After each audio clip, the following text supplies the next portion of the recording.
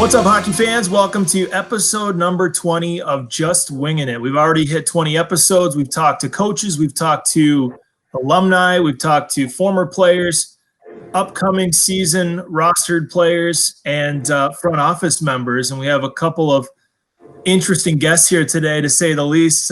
Bring some comedy flair to your Monday morning. And it is office mates in the K-Wings front office, two of our sales associates, Michael Kiel and Fletcher Meyers, two gentlemen that have to sit about 5 feet from each other on the day-to-day before this COVID work from home happened. How much do you guys miss each other right about now? I miss a little bit. I've seen him a little bit, so it's not terrible. Not too much, I guess, because I don't miss his music. Yeah, I get to listen to my own music at home, so that's kind of nice. So, but I am looking forward to going back to the office. I guess I've missed him a little bit. I mean, it's been 5 or 6 months now since March. What was the biggest adjustment to this whole working from home deal, other than seeing each other every day? The biggest adjustment for me was having to get myself out of bed to go to a Zoom call every morning. I'm sure Fletcher can agree with that. When you don't have to go into the office, it's kind of harder to get out of bed. But when we have those mandatory Zoom calls every morning, they get me out of bed, that's for sure. Yeah, the biggest issue I think was getting that routine set down. I had that routine going to the office, getting up, showering. Now I can just throw on a hoodie, put on a hat, and just look pretty for the camera real quick. But it's just getting that routine down, which I got it down after almost 6 months. So it's gotten better at least. I gotta agree with you guys on that one. It's tougher getting out of bed. You get into that routine where you wake up, shower, get in your car, try to make it on time, and now kind of like to sleep in a little bit if you can. It's tough. What's maybe a favorite quarantine activity? Golf and video games for me. I'm right there, but also spending time with my parents. That's been nice to be able to go back home and hang out with them, and kind of quarantine with them. It's giving me more time to spend time with them, actually. Is that kind of a silver lining to this whole thing for you guys? I mean, both of you are pretty local, right? Fletcher, I think you're Muskegon or in that area, right? And Kiel, your parents are around this area. Is that kind of nice to have a little more freedom to be able to hang out with them? Yeah, definitely. It gives me a lot more time to kind of go visit them and stuff like that, whereas before it was only like on Sundays I get to go over for dinner and stuff like that, but now I can be seeing them a lot more, and we get to go camping, and we have a lot of time, so definitely see them a little more. Yeah, it's for me. They live about an hour away, so I used to go back, especially during the hockey season, maybe once a month if I'm lucky. Now I can go back on the weekend, every other weekend if I want to, and see them. And they like to golf a lot too, so that's very nice for me. I got to say, one thing I've done this stretch of 5 or 6 months is try to pick out some TV shows that I'd never watched before, throw them in the queue, and work my way through them and try to binge watch all the way through. Have you guys done any of that? And if so, can you give me like a top 3 shows you've been watching? Yeah, actually, I started The Office over at the beginning of quarantine, but that went pretty quick. I probably watched that about 2 or 3 times all the way through. And recently I just started watching Friends, which I've never seen before. So that's been, I got those recording, and I've been starting from the beginning and all the way through it. So I would say my top shows right now are Friends and The Office. I was on the Netflix grind right away at the beginning. I was Ozarks. I think like most of the people in the country, I was addicted to Ozarks. I watched the 3 seasons in probably less than a week.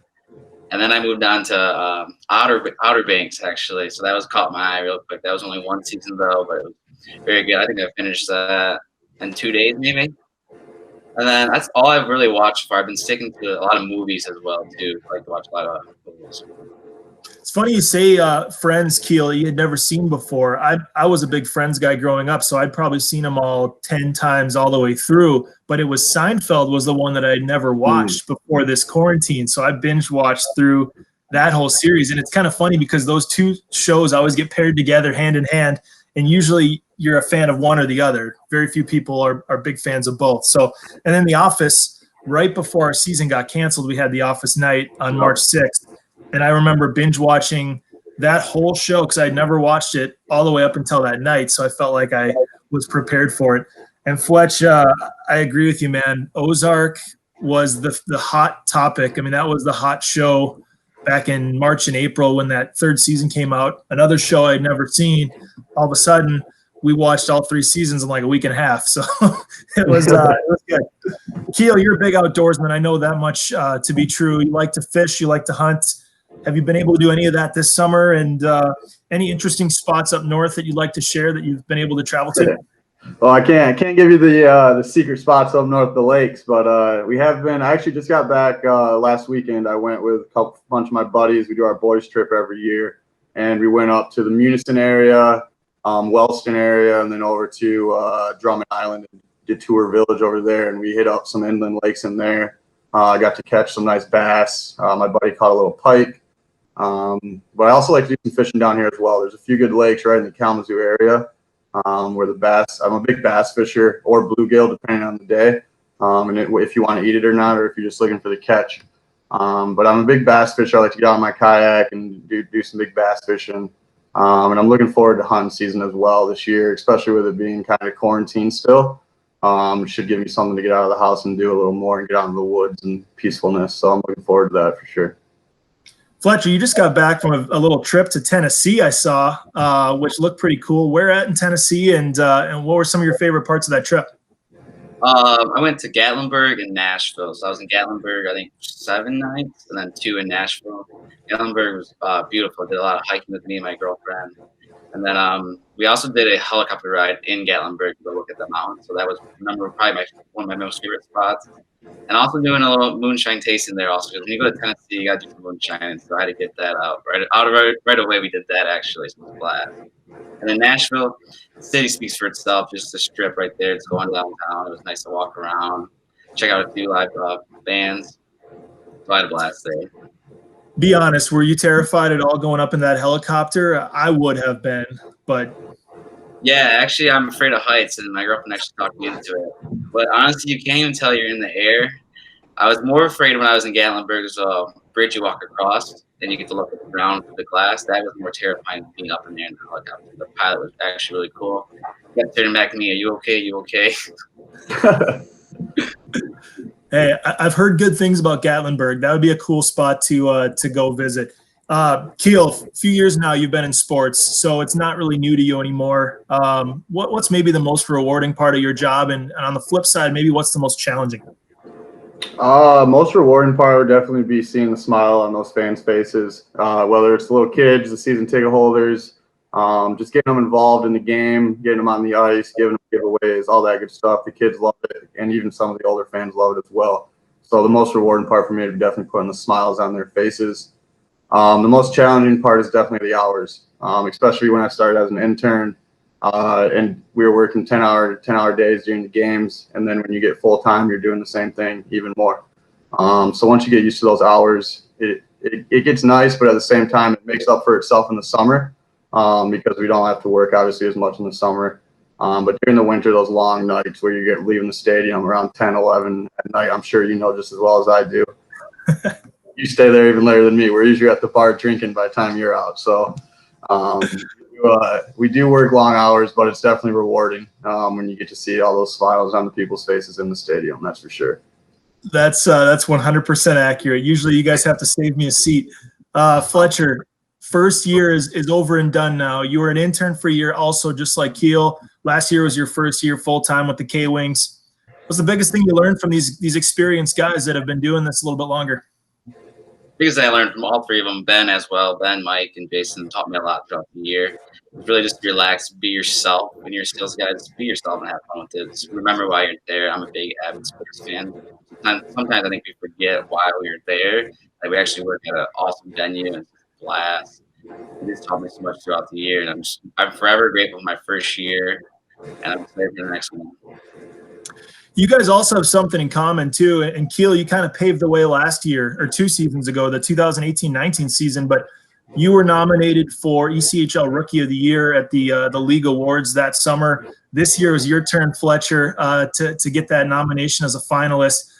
You know, whether or not you win an award like that, it's got to be pretty cool feeling to get the nomination. I know as well, having been nominated for an award before. What was it like? Let's start with you, Kiel. What was it like to get that recognition for your hard work? Yeah, I honestly had no idea going into the League Awards that I even got nominated for it. So I was super surprised once I heard about it and everything like that. and it's just super rewarding for all the work that you do throughout the year, and it helps build your confidence up for the upcoming season, and it helps you know that you're kind of in an elite class to even get nominated because they only nominate a few people for it. So even though I didn't end up winning it, it's still good to nominate me, and then it just gives me motivation to continue to strive harder every single year to try and get more awards and to win more stuff. So I do wish we could have won it, but maybe one year we'll bring it in.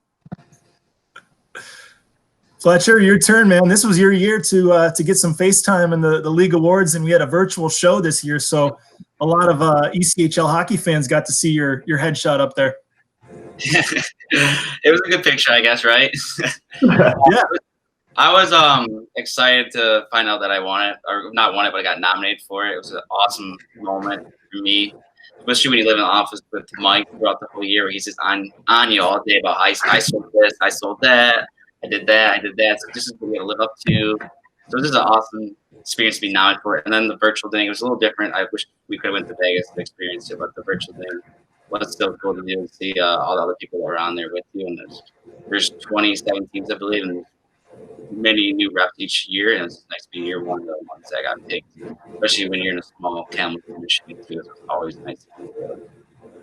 I'm a firm believer that team awards feel a lot better or easier to celebrate than individual awards too. And this year we took home a couple of them, including the ticket department of the year for year-over-year growth. And I think it's a testament to you guys and your hard work throughout the year, but also a testament to this community and our fans' interest in the team and loyalty. I mean, 46 years of hockey history, and some of the events that we put on really resonated, it seems like, with this community. So to see that one come to fruition and to win that as a ticket staff, you two, Ben Ruhlman, Jason Kane, Derek Arnold, and corporate, I mean, that was pretty special to celebrate as a staff, I feel like. What was your initial reaction? Yeah, I was super excited. I'm glad we were all together and got to celebrate it. And we weren't all separate areas and stuff like that. It's great to know that we're recognized as one of the best ticket sales departments in the league. And it's just, like I said, it's more motivation going into next season to try and win it again. That's about all I can say about it. So yeah, that was one of my most favorite moments of this year, just to be rewarded for all the hard work that we did. I know how many hours Jason puts in, Ben put in, and Mike puts in, just to see that we get rewarded for it, as long as working with the ticket office and as well.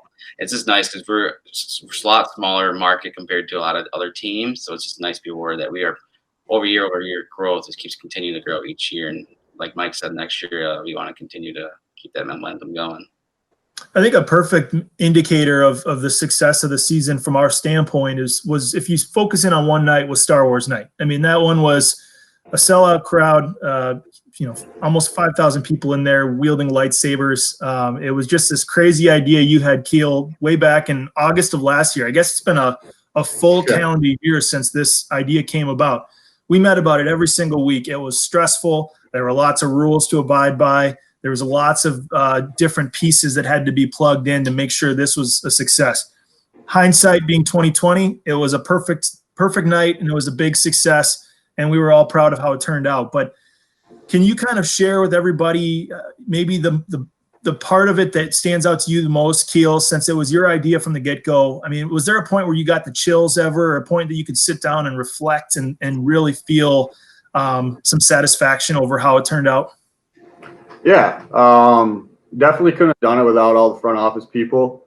There's a ton of other hands going into it and everything like that, but it was good to sit down after the game. We went out for drinks after, and it was just nice to sit down and kind of realize it was all over, even though we didn't even know if we got the record yet.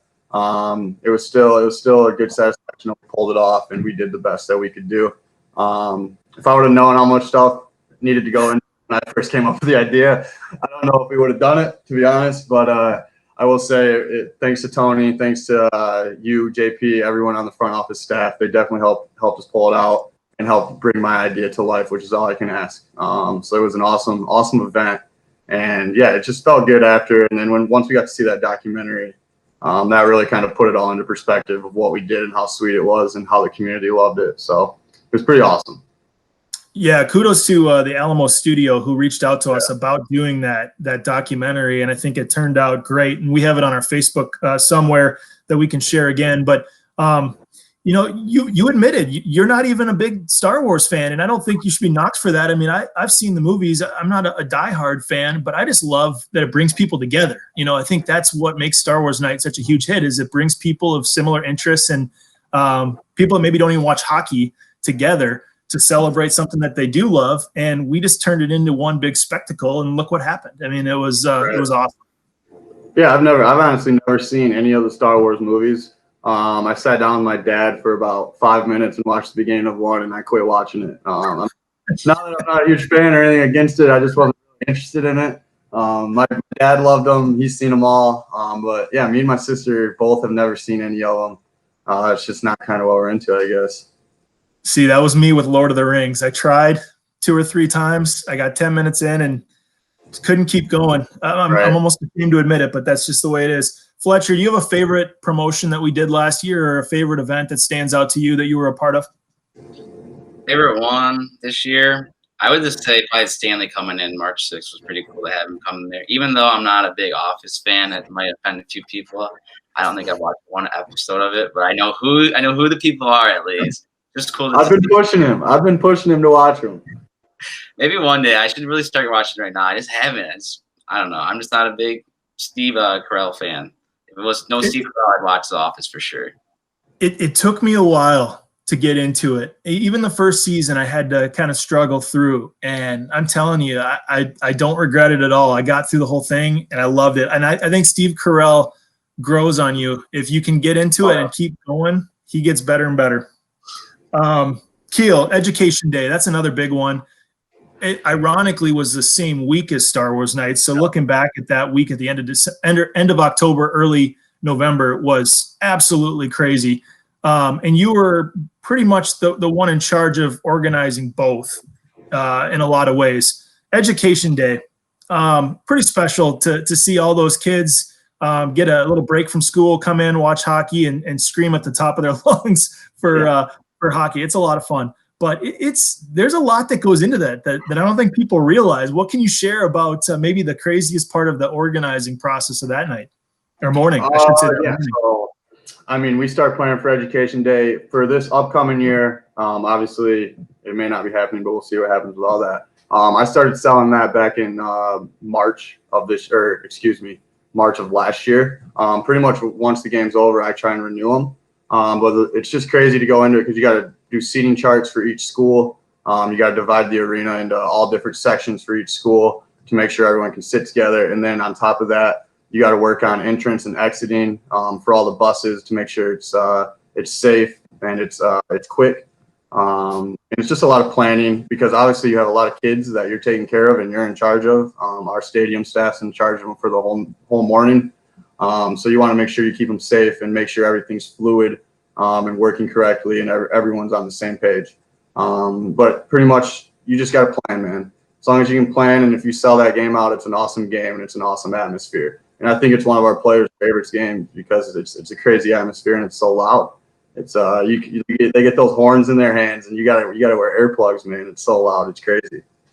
I love the morning games. The night before, it's a little crazy thinking, oh man, I'm gonna have to wake up extra early and get there and make sure everything's ready. But then once the game gets going, I probably have more adrenaline for those morning games than I do a Saturday night game. And I think what gives us a little bit easier ability to pull off those Education Day games, you mentioned the buses and how crazy it is, the in and out, is where our stadium's located with the huge parking lots, because a lot of teams are located downtown wherever they're from. So when I was in Evansville, the stadium was right downtown. Imagine getting all those buses in a downtown area to circle the block. Same with Tulsa. It was challenging to try to pull that off. So at least we got that going for us. Yeah, we went to when we went on a trip last year for the front office, we went to the Chicago Wolves game. And they had their Education Day game. That was the one we were at, and they're kind of a downtown arena as well. And it was weird to watch all those buses pull in there and kind of how they navigated through there and everything. So I gave them props on that game as well. And they do like 2 or 3 of them a year, so they keep them busy there. It kind of brings up another thought that I had about field trips. I mean, for these kids, it's a field trip. It's a day out of school. You get to go do something fun. We all had those when we were in school, but I don't ever remember going to a hockey game. Can you guys recall maybe what your favorite field trip was when you were in school? We went I wasn't that. So I guess elementary, my favorite field trip was probably Greenfield Village in Michigan. We went there. Pretty awesome, cool place. You learn a lot of history and everything like that. But my favorite field trip throughout school was in 8th grade. We went to Chicago, downtown Chicago, and got to go to Navy Pier and all that. And that was really fun. You just kind of feel like you're your own person and you're not in school anymore. You're just kind of out enjoying everything. So that was a really fun field trip. Mine was 7th grade. We got to go to Six Flags, so that was very awesome. Last day of school, so I'm afraid of heights, but I do love roller coasters, and it was awesome going there. And I just remember it was freezing cold the last day of school, but it was still a blast to go there. I think it was a 6-hour drive, but it was worth it. Definitely got back late, but you have to ride as many roller coasters with all your school buddies before you say goodbye for 3 months. Let's talk about some sports for a second, because you guys mentioned you're big sports fans. Kiel, I know you're a NASCAR guy. That's hard to find in our generation, I guess. And a lot of NASCAR fans maybe are a little bit older, but when did that start for you? When did you become passionate about NASCAR, and maybe who's your favorite driver you follow? Yeah, so for me, I grew up in a NASCAR family. My dad's a huge NASCAR fan. He's always been a Dale Earnhardt fan, and that's how I got brought into the sport. Was supporting Dale Earnhardt. And really, the earliest memory I have is when Dale Earnhardt passed away in 2001. And then Kevin Harvick took over for him, and that's when I became a huge Kevin Harvick fan. He's still racing today. He's actually dominating right now. He's most wins in NASCAR now. He's got 7 wins. He just won the regular season championship. Little plug for him there. But yeah, Kevin Harvick's definitely my favorite driver. NASCAR is an interesting sport. It's got a very niche fan base, small fan base. Certain people like it, certain people don't. But that's the whole reason I went into sport management as my major, was to work in NASCAR. So that's the ultimate plan sooner or later down the road. But I do love NASCAR, and it's an awesome sport to watch. I mean, who doesn't love watching cars, baby? Motors, Hemis, give me all of it. Give me the cars. Fletcher, do you have a NASCAR sport that you're a huge fan of? I'm a huge fan of them all, but I'd probably say the biggest would be football. I'm a big Dallas Cowboys fan, unfortunately. My dad was a big Cowboys fan growing up. He said he grew into them because they were the only team on TV around this area. So he just grew up to like them. That's back when they were good, actually. So they used to win Super Bowls back in the day. So he got me hooked on the Cowboys since then, and they are terrible ever since then. So I'm not a diehard Kevin Harvick fan like he is about the Cowboys, but I do love them. They're my team to go to always, and I always root for them. But nothing compared to what Kiel is. I wouldn't say they're terrible. I'd say they're terribly mediocre, right? Like, yeah. I'm pretty sure they're 8-8 every year. But they're supposed to be a lot better than that. So have they won a Super Bowl in your lifetime? This might age you a little bit. 95. I was born in 97. Oh, man. Yeah, so that was the last time they were good. I've seen them in the divisional playoff round, I think, once or twice. Once was against my Vikings. We won't get into that because I don't want to make you feel any worse. I don't remember that game, actually. I think I forgot about that one. How many hours of Call of Duty have you guys played during this quarantine? Because I know you guys are big gamers, and Call of Duty's the hit game this summer, Warzone. If you had to guess, maybe you did your research before you came on the show. How many hours have you sat down in front of the video game set and played that game? That's funny because we were just playing before we got on here, and we were talking about that. I think last I checked, I was logged in at like 15 days total since I got it right around when quarantine started. So yeah, I put in a lot of time into the Warzone. I'm at, I think, almost 8, but the bad thing is I didn't start till about middle of May. So I was trying to avoid it at first with the quarantine, but then I picked it up kind of with all my friends, and I put on a lot of days on that game, unfortunately. Any other favorite games? NHL, Chell. Play a lot of Chell, and the new PGA Tour is pretty good. I've been playing that a lot too. That's taken away from my Call of Duty time. So I'm actually a big Madden fan, so the new Madden actually comes out tomorrow. So I'm actually very excited about that. It means football season's very close, but that's probably the only game that will give Call of Duty some competition will be Madden now. How much of a hockey background did you guys have before you came to the K-Wings? Is it something that you had to learn on the fly, or do you have some hockey in your past? Yeah, so I'll be honest with you. I remember about one of the first games that I interned. I didn't even know how the blue line worked. I didn't know how hockey worked at all, man. I had no education on it. And my boss at the time, he really educated me on it a little bit. But you learn a lot just from being at the games. being involved with it, and you get some time to sit down and watch it, and that's when I kind of learned the most. And now I love it. I didn't play Chell before then either, and then that's kind of when I picked it up, started playing Chell on the Xbox and everything, and you learn a lot from that. It's a great sport, and it's crazy how hard those guys work out there, man. It's super people overlook it, man, but it is crazy how hard they're out there working. Yeah, I actually started playing hockey when I was about 5. I think that's the first sport I played growing up, and I used to love it. My parents got me into it right away just because it was a rare sport that not a lot of families played or could possibly play it. So it was just living in the Muskegon area. We had the Muskegon, can't even think of Muskegon Chiefs, which was pretty big back then. So I played for them growing up a little bit. I actually ended up stopped playing, I think, high school because we didn't have a team no longer. But I continue to still go and watch the Lumberjacks play, which is in Muskegon, or I used to try and go out to Red Wings once in a while. Got to say, it's a sport that a lot of people maybe don't pick up right away when they're kids and can fall in love with, and then you're a passionate hockey fan from there on out. And I don't want to speak for everybody, but I've met a lot of people that didn't necessarily have it in their background, and then once they got exposed to hockey, they're on board. And the more the merrier, I think. Obviously, I'm biased, but I think it's the best sport around. So that's my NASCAR for you guys. What's one place that you guys would love to travel to someday that you haven't had a chance to yet?